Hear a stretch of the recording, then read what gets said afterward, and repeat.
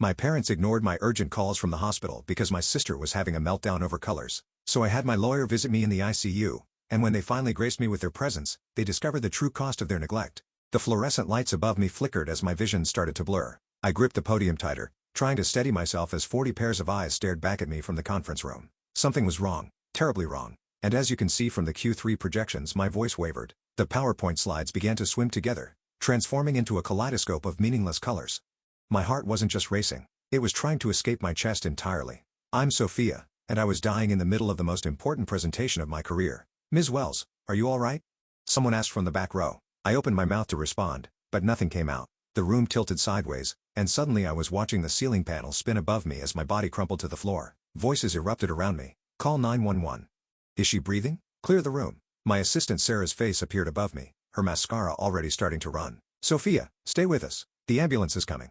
I tried to reach for my phone, but my arms felt like lead. Call my parents, I managed to whisper before everything went dark. The next thing I remember was the cold. So much cold. Doctors speaking in urgent tones, words like cardiac arrhythmia and immediate surgery filtered through my consciousness. Please, I begged the nurse, prepping my arm for my phone. I need to call my family. She hesitated, then handed me my iPhone. With trembling fingers I dialed my mother's number straight to voicemail. I tried my father. Same thing. My text grew increasingly desperate. Mom, I'm in the hospital. Dad, please answer. They're taking me to surgery. I'm scared. The nurse gave me a sympathetic look as she took my phone away. We need to go now, honey. I'm sure they'll be here when you wake up. They weren't. I came to in the ICU hours later, groggy and alone. The steady beep of monitors created a soundtrack to my isolation. Sarah had left a note saying she'd be back in the morning, but hospital policy only allowed immediate family after hours.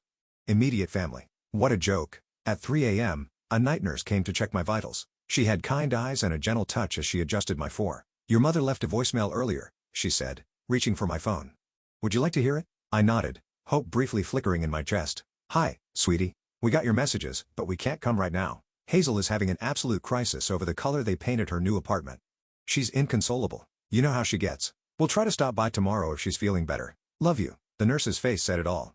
I turned away, hot tears sliding down my cheeks. Would you like me to call someone else for you? She asked softly. A memory flashed through my mind. Last Christmas, when I'd written a check for $50,000 to cover Hazel's credit card debt, Mom had barely looked up from helping Hazel arrange her new designer handbag collection.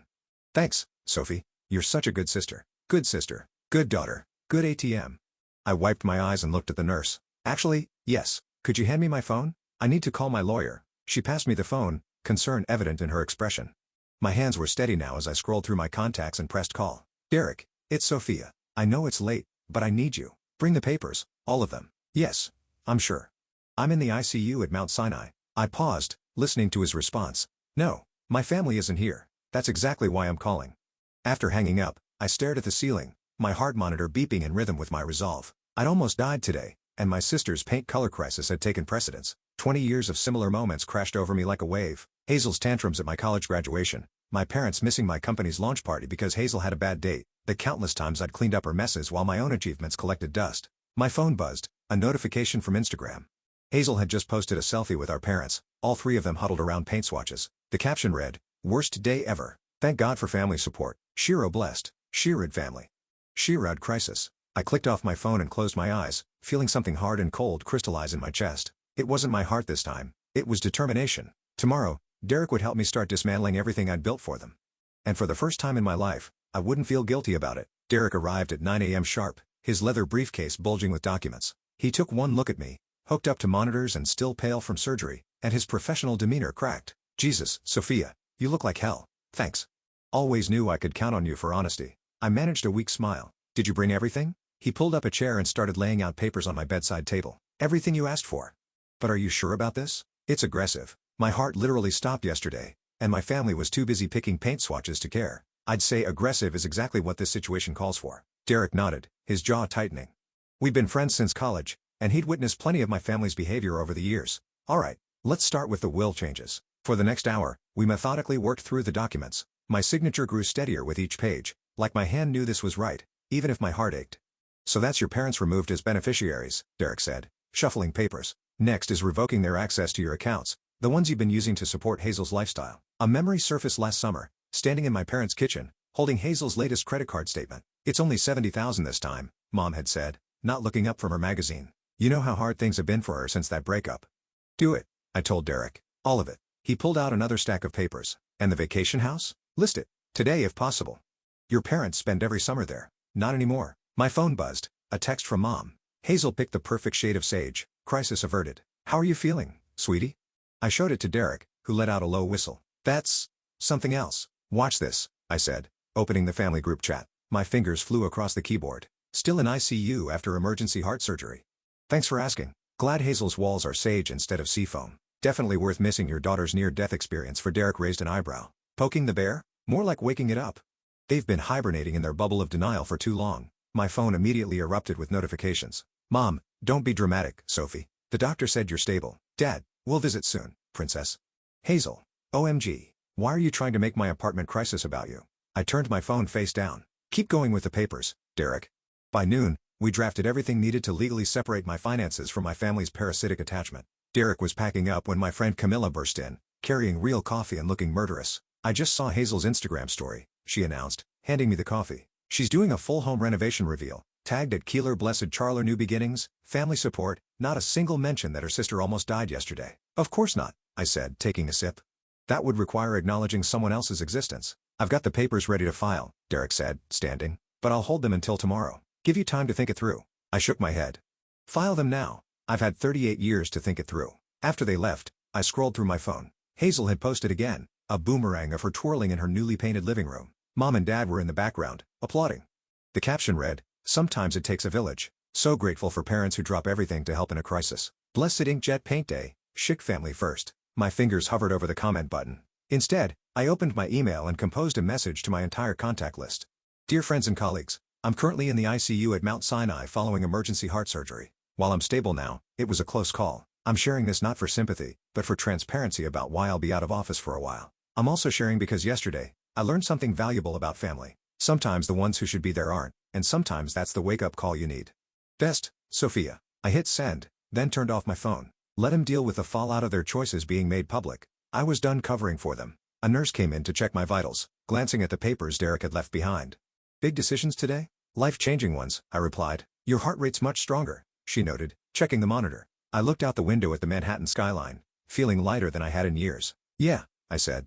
I think it finally remembered how to beat for itself, instead of everyone else. She patted my hand and left. In the quiet of my hospital room, I could have sworn I heard the sound of bridges burning, and it sounded like freedom. 3 days after my surgery, my parents finally graced me with their presence. Mom swept in, wearing her signature Hermes scarf, carrying a bouquet that probably cost more than my hospital bill.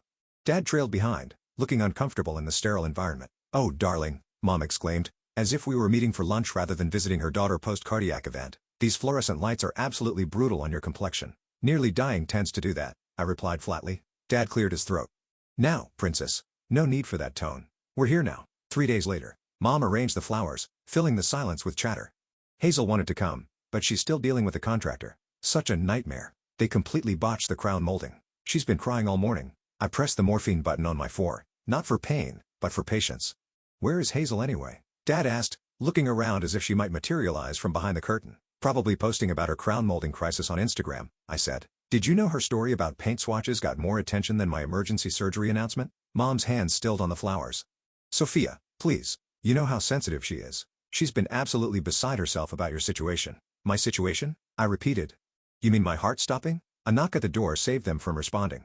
Derek entered, impeccable in his suit, carrying a leather portfolio. My mother's face lit up. She'd always hoped we'd date. "Derek, how lovely to see you. Are you here to check on our girl?" "Actually," he said, walking to my bedside, "I'm here in my professional capacity." He handed me a folder. I opened it slowly, savoring the moment.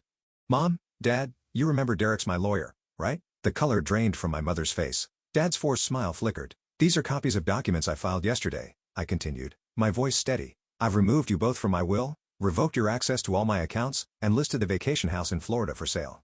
"The house?" Dad stammered. "But where will we go in the summer?" "Not my concern." Mom's perfectly manicured hand flew to her throat. "Sophia, you can't be serious. We're family." "Family?" I laughed, and the heart monitor betrayed my spike in anger. "Let me tell you about family. Last month, I paid off Hazel's $70,000 credit card debt. The month before that, I covered her rent when she forgot to pay it for 3 months. Last year, I funded her failed jewelry business. Want to know what I got in return? When my heart stopped and I needed you most, you chose paint swatches over your dying daughter." "That's not fair," Dad protested weakly. "No. What's not fair is that I've spent my entire adult life being your backup plan, your safety net, your human ATM. Well, guess what? The Bank of Sofia is officially closed. Derek handed them each a stack of papers. These detail the changes. I'd suggest reading them carefully. Mom's hands shook as she flipped through the documents. This is ridiculous. You won't go through with this? Family sticks together, Sophia. You know that. I looked her directly in the eyes. If that's true, how come I almost died alone? The silence that followed was deafening. The house is already listed, Derek added quietly. We expect it to sell quickly in this market. Dad sank into a chair, papers crumpling in his grip. Princess, please, let's talk about this rationally. I had plenty of time to think rationally while lying here alone for 3 days, I said. Did you know the nurses took turns sitting with me after surgery because they felt bad that I had no family here? Strangers showed more concern than my own parents. Mom's mascara was starting to run. You're being dramatic. We came as soon as we could. After Hazel's paint crisis was resolved, I corrected. Check your priorities, Mom. Better yet, check your phone. I'm sure Hazel's having another meltdown about crown molding right now. As if on cue, Mom's phone buzzed. She glanced at it instinctively. Go ahead, I said. Answer it. We both know you will.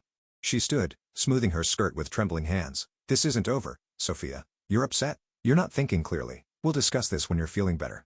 Actually, we won't. I pressed the call button. Nurse, I'm ready for my rest now. As security escorted them out, a precaution Derek had arranged, I heard Mom's voice crack. She can't do this. She's our daughter. No, I whispered to the empty room. I'm just the backup daughter you never wanted but always needed, and I quit. The monitor showed my heart rate returning to normal, steady, and strong, like it knew this was just the beginning. My phone rang at 3 a.m. Hazel's name flashed across the screen, and I answered out of morbid curiosity. How dare you? Her voice crackled with rage. How dare you do this to Mom and Dad? Good morning to you too, Hazel. How's the crown molding crisis? Don't you dare be sarcastic with me. They're devastated. Mom hasn't stopped crying, and Dad had to take a Xanax. I adjusted my hospital bed to sit up straighter. Interesting how they can have such strong reactions to consequences but couldn't muster any concern when I was literally dying. Oh my God, you're not dying. Stop being so dramatic. My heart stopped, Hazel. Actually stopped. But please, tell me more about your pain emergency. She made a sound between a scream and a sob. You need to fix this. Call Derek right now and undo everything. Or what?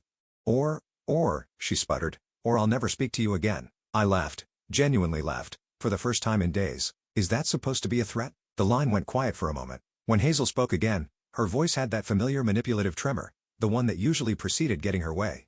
Remember when we were kids, and you promised to always take care of me? A memory flashed. I was 12, Hazel, 6. She destroyed my science fair project the night before presentation, dumping glue all over weeks of work. Mom had blamed me for not sharing my supplies. Actually, I do remember, I said. I remember a lot of things, Hazel, like how I sold Grandma's ring, my only inheritance, to bail you out of debt 3 years ago. Remember what you said then? Thanks, sis. You're the best. Right before you went on a shopping spree with Mom. That's different. I needed you always need. And I'm always expected to provide. Well, guess what? I'm done. Mom wants to meet, she said, changing tactics. One last family meeting, to talk things through. I considered this. Fine. Tomorrow at noon. The hospital cafeteria. But my contractor noon. Take it or leave it. She agreed, but I wasn't done. And Hazel? I'm bringing Camilla. Your annoying friend? Why? Because I'm done being outnumbered. The next day, Mom and Dad arrived first, looking like they hadn't slept. Hazel swept in 10 minutes late, wearing oversized sunglasses and clutching an iced latte like it was life support. Camilla sat beside me, radiating protective energy. She'd known my family dynamics for years and had always been my voice of reason. Sophia, Mom began, reaching across the table. Let's talk about this rationally. Rational? Camilla interjected. Like ignoring your daughter's emergency surgery? This is a family matter. Hazel snapped. Funny, I said. I was family when you needed your credit cards paid off. Dad raised his hands placatingly. Princess, we understand you're hurt, but this revenge, it's beneath you. Revenge? I leaned forward. This isn't revenge, Dad. This is boundaries. This is me finally saying no. You're being selfish. Hazel slammed her latte down. Do you know what this is doing to me? My anxiety is through the roof. My followers can tell something's wrong. Camilla snorted. Your sister almost died, and you're worried about your Instagram aesthetic? Stay out of this. Hazel whirled on Camilla. This is your fault. You've always tried to turn her against us. No, I cut in. You did that all by yourselves. Mom started crying, her practice tears right on schedule. We can fix this, sweetie. Just call Derek. Stop. My voice was steel. The house is already in escrow. The accounts are closed. It's done. Hazel stood up so fast her chair toppled backward. You ungrateful bitch. She grabbed her latte and threw it at Camilla, who barely dodged the cup. The cafeteria went silent. Security approached quickly. And that, I said quietly, is exactly why this is happening. As security escorted Hazel out, her screams echoing down the hallway, I turned to my parents. We're done here. Sophia, please. Mom tried one last time. No, I'm going to be discharged tomorrow. When I leave this hospital, I'm leaving this dysfunction behind too. I stood up, Camilla steady beside me. Oh, and one more thing. I've instructed my lawyer to file a restraining order against Hazel. Consider this her first and last warning. Walking back to my room, Camilla squeezed my hand. You okay? I nodded, feeling lighter than I had in years. You know what's funny? My heart's actually beating better now that I've stopped letting them break it. Behind us, I could hear Hazel's distant screams mixing with Mom's sobs, the sound of consequences finally catching up to them all. The Florida house sold in 3 days, well above asking price. I signed the final papers for my new apartment where I'd been recovering for the past week. Derek sat across from me, sliding over a cashier's check. $4,200,000, he said. What are you going to do with it? First, I'm hiring an estate sale company to clear it out. Everything goes, including the piano? My hand stilled over the check. The baby grand piano. My childhood sanctuary. Mom had given it to Hazel on her 16th birthday, despite knowing I was the only one who played. Especially the piano. My phone buzzed. A news alert. Local woman removed from luxury boutique after altercation with staff. The thumbnail showed Hazel being escorted out by security, mascara running down her face. Your sister's making headlines, Derek noted, peering at my screen. She always wanted to be famous. I forwarded the article to Camilla, who replied instantly, Karma's working overtime. The estate sale company arrived the next day. I watched via FaceTime as they cataloged everything, marking prices on pieces of my past. The woman in charge, Marie, held up a familiar jewelry box. What about this? Inside was a space where my grandmother's ring had once lived before I'd sold it to cover Hazel's gambling debts. Sell it, I said. Everything goes. Sophia, a voice screeched from off-camera. Hazel had somehow gotten past security. You can't sell Mom's anniversary china. Marie turned the camera, showing Hazel trying to grab items off a table. Should I call the police? Immediately. I watched as Hazel was removed again, this time screaming about family heirlooms and betrayal. My phone lit up with texts from Mom. How could you sell our memories? Your father is heartbroken. That piano was for Hazel. We're still your family. I blocked their numbers. Later that afternoon, Derek called. His voice was tense. We have a situation. Hazel tried to file for temporary conservatorship over you. She what? She's claiming your cardiac event affected your mental capacity. Says your erratic behavior proves you're unfit to manage your affairs. I laughed, but there was no humor in it. Let me guess. She's volunteering to manage my money for me? Got it in one. Don't worry, it's ridiculous. No judge would upfight it, I interrupted. Hard, make it expensive, and Derek, countersue for harassment. The estate sale started on Saturday. I watched the security cameras from my phone as strangers picked through my family's carefully curated image. The piano went first, to a music school. Perfect. My phone pinged with an email from an unfamiliar address. The subject line made my blood run cold. Your father's medical records. What is this? I asked Derek over speakerphone. Open it. Inside was a single line. Dad had a heart condition too. Mom never told you. Guess she loved one daughter enough to warn her. I felt my new, stronger heart skip a beat. Is this true? I had it verified, Derek said quietly. Your father has the same condition. Genetic. Hazel's been monitored for it since childhood. The room spun. They'd known. They'd known I could have inherited this, and they never told me. Protected Hazel, but not me. Never me. Derek. My voice was steady despite the trembling in my hands. Remember when you said the conservatorship claim was ridiculous? Yes? Prove it. Release my medical records to the court. Show them I'm not only competent, I'm thriving post-surgery. Then leak the fact that they knew about this genetic condition and deliberately withheld the information. That's nuclear, Sophia. They nearly let me die, Derek. Nuclear feels appropriate. As we hung up, another notification popped up. A certified letter from Hazel's lawyer. I opened the attachment expecting more threats. Instead, I found myself staring at a photo, me at 12, standing protectively beside 6-year-old Hazel. On the back, in my mother's handwriting, my girls, forever inseparable. Below it, Hazel had written, remember who you're supposed to be, my protector, my sister. Don't make me destroy you. I forwarded the threat to Derek, then opened my laptop. It was time to tell my story. All of it. The decades of manipulation, the financial abuse, the medical neglect, no names, just truth. As I typed, I remembered something my grandmother told me before she died. Sometimes the bravest thing you can do is stop protecting people from the consequences of their own actions. My fingers flew across the keyboard, each word a brick in the wall I was building between my past and my future. Let them come. Let them threaten. I wasn't their protector anymore. I was finally my own. My blog post went live at midnight. By 6 a.m., it had over 100,000 shares. The A Story of Family Toxicity and Survival, read the headline. I hadn't named names, but anyone who knew us would recognize the truth. Camilla called first. Have you seen Twitter? You're trending. I refreshed my feed.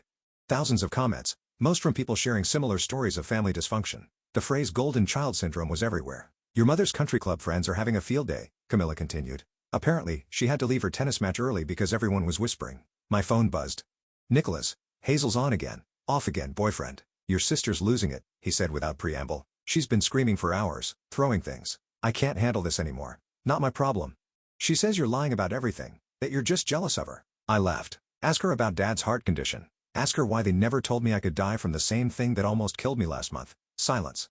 Then, they knew? Since we were kids, Hazel got tested. I didn't even know it ran in the family. Jesus Christ, he exhaled heavily. I'm done.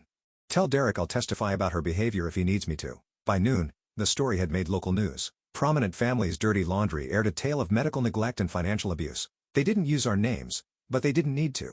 Dad's phone call came next. Princess, please. They're asking me to step down from the country club board. Tragic. Almost as tragic as not telling your daughter she had a potentially fatal heart condition. We were trying to protect you from worry. No. You were trying to protect Hazel from responsibility, as usual. Your mother's devastated. Our friends are finally seeing who you really are. Derek called with updates.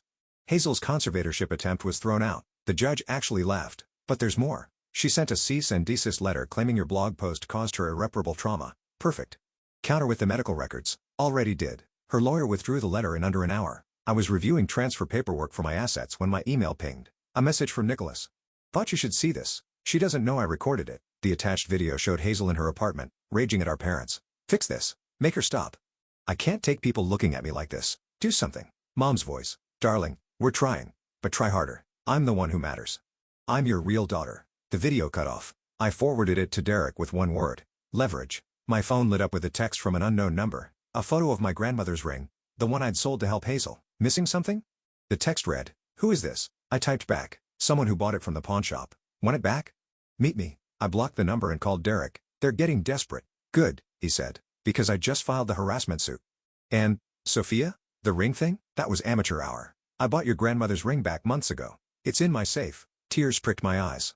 "You did? Of course. I knew you'd want it back someday." That evening, my blog post hit national news. My inbox flooded with interview requests. Dr. Phil's producers called twice. Then came Mom's voicemail. She was crying, screaming, apologizing, all in the same breath. "Please, sweetie, we can fix this.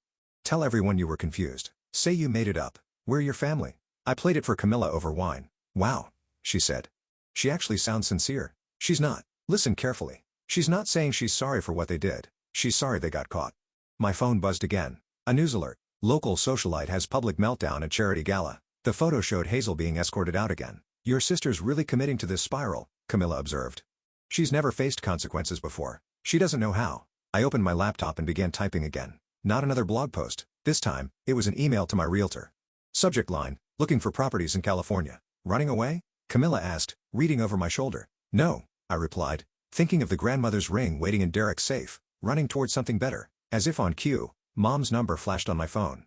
For the first time in my life, I didn't feel the urge to answer. Some bridges aren't meant to be repaired. Some fires need to burn until there's nothing left but truth in the ashes. The family home looked smaller than I remembered. I stood in the driveway, keys in hand, staring at the colonial facade that had housed so many carefully curated lies. "Want me to go in first?" Camilla asked from beside me. "No. I need to do this. I'd come to collect the last of my belongings before the move to California." Derek had arranged for police presence, just in case, but the cruiser parked discreetly down the street still felt surreal. The front door opened before I could use my key. Mom stood there looking oddly diminished without her usual perfect makeup. "You brought security?" Her voice cracked. "I brought witnesses," I corrected, nodding toward Camilla and the police officer now walking up the drive. Dad appeared behind her. "Princess, this is unnecessary. After Hazel's latest stunt, I'd say it's very necessary." They stepped aside, letting us enter. The house smelled of desperation and Chanel No. 5, Mom's stress cleaning signature. "I'm here for my things," I said, heading toward the stairs. "Just my childhood photos and some documents." "Wait," Mom called out, "there's something you need to know first." I turned, watching her twist her wedding ring, her tell for incoming manipulation. "You should sit down for this." "I'll stand." She exchanged looks with Dad, who nodded slightly. "It's about your adoption." The word hung in the air like smoke. Camilla grabbed my arm, steadying me. "My what?" "You're not." Mom's voice wavered. "You're technically your Aunt Sarah's daughter. When she died, we took you in. You were only 2. We never told you because we wanted you to feel like real family." The room tilted. Aunt Sarah, Mom's sister who died in a car accident, my mother, my actual mother. Dad stepped forward. "We loved you like our own." "Stop." My voice was ice. "You loved me like your own? You let me believe I was your biological child while withholding life-saving medical information because it wasn't actually genetic for me? You prioritized your biological daughter while I paid her bills, cleaned her messes, and nearly died alone? We didn't want you to feel different," Mom protested. "Different?" I laughed, the sound harsh even to my own ears. "You mean like how you treated me differently my entire life?" Heavy footsteps on the stairs announced Hazel's arrival. Oh, good. She finally knows she's not really my sister. I'm not? I turned to her. Then I guess I'm not really responsible for you anymore. All those years of guilt, of obligation, they never belonged to me, did they? You ungrateful Hazel started, but Mom cut her off. We gave you everything. Mom cried. A home, an education, opportunities. No, I interrupted. I earned those things, every single one of them, while you were busy coddling your real daughter. I walked to the stairs, pushing past Hazel. In my old room, I found the box I'd come for: photos, documents, memories. At the bottom, wrapped in tissue paper, was a small frame. Inside was the last photo taken of Aunt Sarah, my real mother, holding me as a baby. Downstairs chaos erupted. Hazel was screaming about inheritance rights, Mom was sobbing about family loyalty, and Dad was trying to talk over everyone about reasonable discussions. I descended the stairs with my box, the police officer moving closer. That's my baby photo album, Hazel shrieked, lunging for my box. The officer stepped between us. Actually, I said calmly, these are Aunt Sarah's photos, my mother's photos. I'm taking what's mine and leaving what never was. You can't just walk away from this family. Mom grabbed my arm. I shook her off. I'm not walking away from my family. I'm walking away from people who kept me around as a convenient backup plan. There's a difference. We'll sue. Hazel screamed. We'll take everything. Go ahead. I reached the door. But remember, I have proof of financial fraud, medical neglect, and now proof that you knowingly withheld my adoption status while using it against me. Want to see how that plays in court? Silence fell. I turned to them one last time. You know what's funny? You kept this secret thinking it would make me feel less like family. But knowing the truth, it finally sets me free. I'm not your backup daughter. I'm not your ATM. I'm Sarah's daughter, and I'm done carrying your burdens. Camilla opened the door, sunlight streaming in. Behind me, I heard Mom collapse into tears, Dad's futile attempts at comfort, Hazel's incoherent rage. But ahead of me, nothing but open road and possibility. Ready? Camilla asked. I clutched my box of real memories, feeling lighter than ever. Ready. We walked out into the sunlight, leaving the shadows of lies behind. In my pocket, my phone buzzed with another lawsuit threat from Hazel's lawyer. Let him come. I had truth on my side now, and truth, I was learning, was the strongest weapon of all. The California sun streamed through my office window as I finished typing my last blog post. My heart, now steady and strong, kept perfect rhythm with the keyboard clicks. And that's how I learned that family isn't about blood or obligation, I wrote. It's about choice. Every day, we choose who we let into our hearts. My phone lit up with Derek's call. The lawsuits are officially dismissed, he announced. All of them. The judge called them, and I quote, frivolous attempts at financial manipulation. How's Hazel taking it? Not well? Have you seen the tabloids? I pulled up the latest headline. Socialite's public meltdown goes viral. My sister ruined my life. The video showed Hazel throwing drinks at paparazzi outside a Manhattan restaurant. She's trending again, I said. Not the kind of fame she wanted. Speaking of trending, Derek continued, your blog has over 1 million subscribers now. The publishing deal looks solid. I glanced at the contract on my desk. My story, our story, was becoming a book. Not for revenge, but for others trapped in similar cycles of family toxicity. A notification popped up. Mom had sent an email. The subject line read, your father's birthday. Inside was a photo of our last family vacation before everything imploded. Below it, she'd written, we miss you. Can't we just go back? I clicked delete. My doorbell rang. Camilla stood outside with 2 coffees and a small package. Special delivery from Derek, she announced, handing me the box. Inside, nestled in velvet, was my grandmother's ring. The one I'd sold for Hazel. The one Derek had rescued. But now it sat on a new chain transformed into a necklace. Derek said you might want to wear it differently now, Camilla explained. New meanings for new beginnings. I fastened it around my neck just as my laptop chimed. A donation confirmation. I just funded a year of cardiac screening for low-income families through my local hospital. The program was named after Sarah, my real mother. Your support group starts soon, Camilla reminded me. Ready? I logged into the video call where dozens of faces appeared, all people who'd found their own strength through my story. We weren't just healing ourselves, we were building something new. Welcome, everyone, I began. Today we're talking about setting boundaries without guilt. Halfway through the session, my phone buzzed. A text from Nicholas. Thought you should know, Hazel's trying to sell a story to the tabloids about your adoption. But don't worry. I sent them the video of her admitting to financial fraud instead. I smiled. Karma really was working overtime. Another email arrived from Dad this time. The subject line made me pause. I'm sorry. For what it's worth, he'd written, I was wrong. We were all wrong. Not just about how we treated you, but about what family means. You're stronger than any of us ever were. For the first time, his words held no power over me. I didn't need his approval or his apology. I was no longer that girl desperate for her family's love. The support group session ended with our usual affirmation. We choose ourselves today. Camilla pointed to my laptop screen. Look at your blog comments. A new message stood out. I left my toxic family today. Your story gave me courage. Thank you for showing me that walking away isn't giving up. It's growing up. I touched my grandmother's ring, now resting over my heart instead of weighing down my hand. Ready for dinner? I asked Camilla. The new Thai place has outdoor seating. Always. Oh, And I invited someone from your cardiac support group, that writer who also survived family drama. She seemed cool. Outside, the sunset painted the sky in colors no paint swatch could capture. My phone buzzed one last time, Hazel posting another rant about family betrayal.